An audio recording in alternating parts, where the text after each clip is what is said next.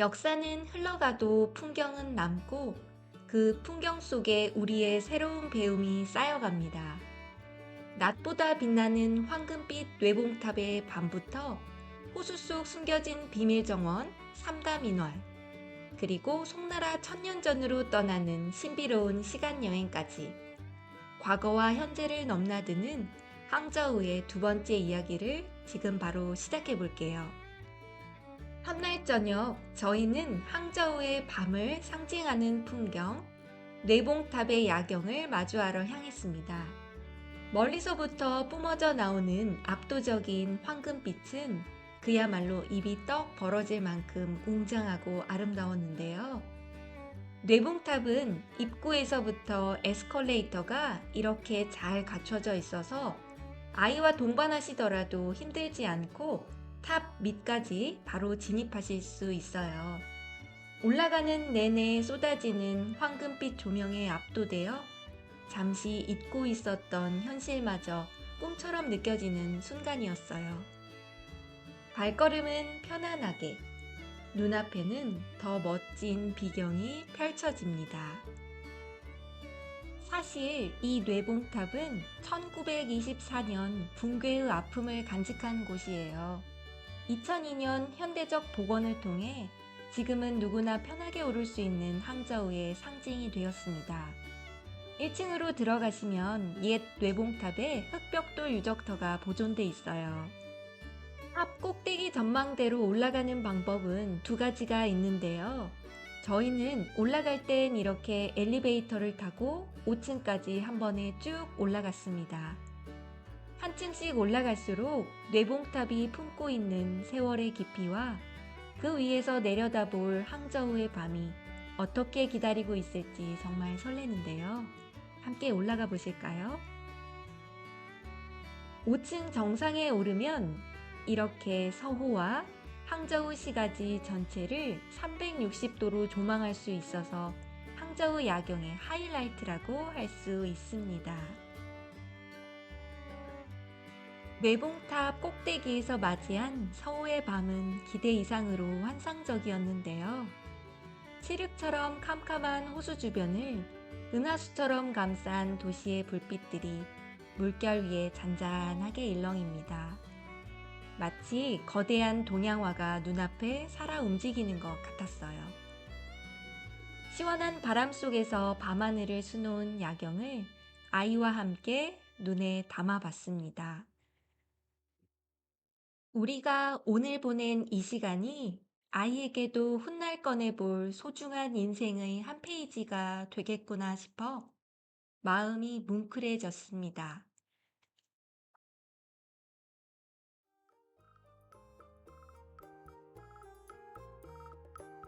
항저우의 맑은 둘째 날 아침이 밝았습니다.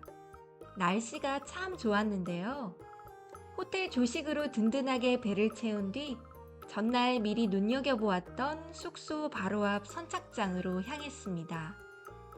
오늘은 드디어 서호의 물결을 직접 가르는 배를 타러 가볼게요. 아침 서호의 상쾌한 바람이 머릿속을 맑게 비워주더라고요. 이 고요한 아침을 여는 저만의 달콤한 루틴. 오늘은 근처 헤이티와 함께합니다. 호수의 시간 여행을 앞두고 시원한 한 잔을 더하니 기분이 더욱 좋아집니다. 자, 이제 본격적으로 서호의 물길을 따라 가볼까요?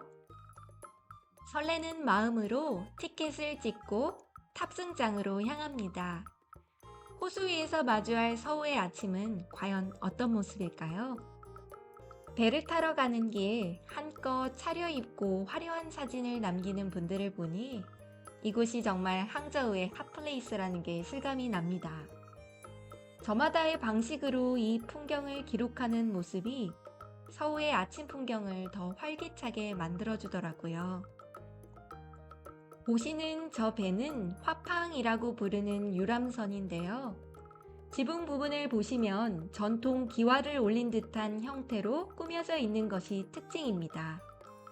덕분에 마치 호수 위에 떠 있는 작은 누각 하나를 통째로 빌려 시간 여행을 떠나는 기분이에요. 항저우가 왜 옛 시인들에게 영감의 원천이었는지 조금은 알 것 같았습니다. 파란 하늘과 흰 구름이 배경을 이루고 우리를 뒤따라오는 배가 한 폭의 그림 같습니다. 서두르지 않아도 괜찮은 이곳의 시간처럼 오늘 하루는 물길 흐르는 대로 여유롭게 흘러가 보려 합니다. 이렇게 풍경을 바라보며 도착한 곳은 서우 중앙에 위치한 숨겨진 보석 같은 인공섬이었는데요. 많은 분들이 1월 성담으로 알고 계시기도 한 이곳의 정식 명칭은 삼담인월 또는 소영주입니다. 삼담인월은 세 개의 답이 호수에 비친 달이라는 모습의 서호 10경 중 하나이자 그 경관 자체를 부르는 명칭이고요. 소영주는 신선이 산다는 영주산을 본떠서 만든 작은 섬이라는 뜻을 담고 있습니다. 섬 속에 또 다른 호수들이 들어가 있는 독특한 구조를 가졌는데요. 섬 안에는 입을 즐겁게 해줄 다양한 간식과 추억을 간직할 수 있는 기념품들도 살 수 있는 상점들이 곳곳에 있어서 들르기도 했습니다. 호수 표면에 얌전히 내려앉은 수련잎들이 물결을 따라 살랑입니다. 왠지 모르게 보고만 있어도 마음이 평온해지는 항저우의 오후입니다. 고요히 수면 위에 떠있는 수련들, 그리고 그 위로 놓인 다리를 묵묵히 건너가는 사람들. 가끔은 발걸음을 멈추고 이렇게 잔잔한 물결을 내려다보는 여유. 우리에겐 그런 쉼표가 꼭 필요한 것 같아요.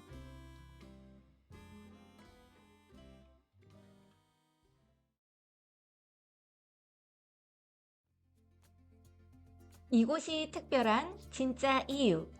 바로 중국 이리안 지폐의 뒷면의 배경이 되는 세 개의 석탑이 있는 곳이기 때문인데요. 지폐를 꺼내 실제 석탑과 비교해보며 신기해하는 아이를 보니 이런 직접적인 경험이야말로 아이 마음에 깊이 남는 산 교육이라는 생각이 듭니다. 책이나 사진으로만 보던 것을 비로소 내 눈으로 마주하게 될 때의 그 짜릿한 충만감. 이래서 여행을 멈출 수 없나 봅니다. 자, 이제 다시 배를 타고 돌아갈 시간이에요. 삼담인월은 워낙 넓어서 선착장이 방향마다 제각각이라 길을 잘 찾아야 하더라고요. 저희도 잠시 두리번거리고 헤맸거든요. 재밌는 건 들어올 땐 꼼꼼하던 티켓 검사가 돌아갈 땐 없습니다. 왠지 모르게 항저우가 이제 마음껏 누리고 가라며 인사를 건네는 기분입니다. 호수에서 평온한 산책을 뒤로하고 이제 다음 여정지로 발걸음을 옮겨봅니다. 오늘 저희 가족의 목적지는 항저우의 과거와 현재가 살아있는 송성 테마파크라는 곳입니다. 이곳은 천년 전 화려했던 송나라 시대의 거리와 궁궐을 완벽하게 재현해 놓아 마치 타임머신을 타고 과거로 들어온 듯한 이색적인 정취가 흐르는 곳이라고 해요. 단순히 구경하는 곳을 넘어 천년 전 항저우의 모습을 어떻게 재현해 두었을지 참 궁금했습니다. 입구에서부터 송나라 복장을 대여해 주는 곳이 있는데요. 이렇게 입고 다니는 사람들을 보니 덕분에 관람객 모두가 풍경의 일부가 되어 움직입니다. 역사를 단순히 지식으로 배우는 게 아니라 직접 그 옷을 입고 거리를 거니며 오감으로 경험하는 것. 아이에게도 참 특별한 역사 공부가 되겠죠? 이렇게 티켓을 사고 입장을 해보겠습니다. 입구는 굉장히 넓고 보여드린 이 티켓, 단순한 입장권이 아니었는데요. 사실 이게 바로 송성 테마파크의 하이라이트인 송성 가원 공연 티켓이기도 하거든요. 오늘 하루 이 티켓 한 장으로 천년의 역사를 만나는 셈인데 공연이 시작되기 전까지 이 안을 어떻게 즐기면 좋을지 벌써부터 마음이 바빠집니다. 입구에 들어서자마자 아이들 발길을 딱 붙잡는 곳이 있어요.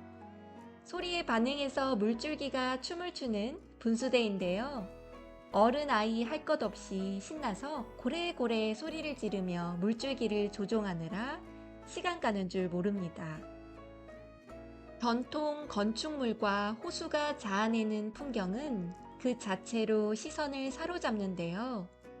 이곳 송성 테마파크는 단순히 둘러보는 것을 넘어 옛 문화를 직접 체험하며 즐길 거리가 많았습니다.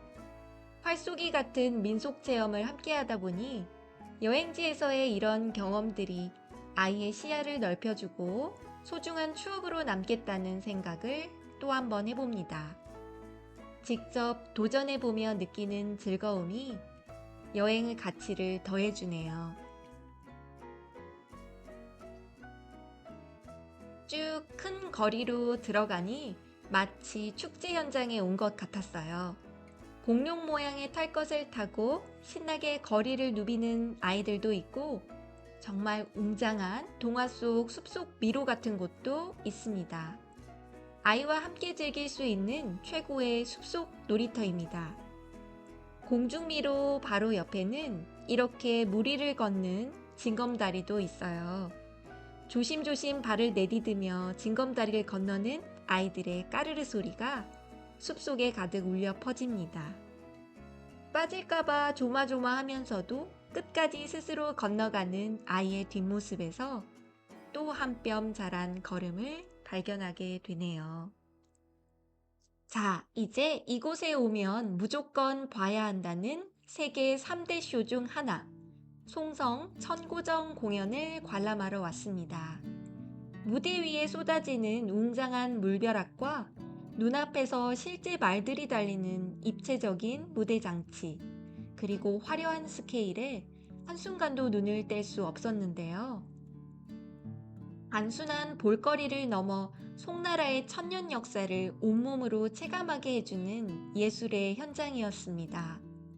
이렇게 앞쪽 좌석은 옆으로 이동했다가 다시 중앙으로 모이기도 하고 저 물줄기는 스크린이 아니라 실제 물이라는 게 놀랍고 정말 실감납니다.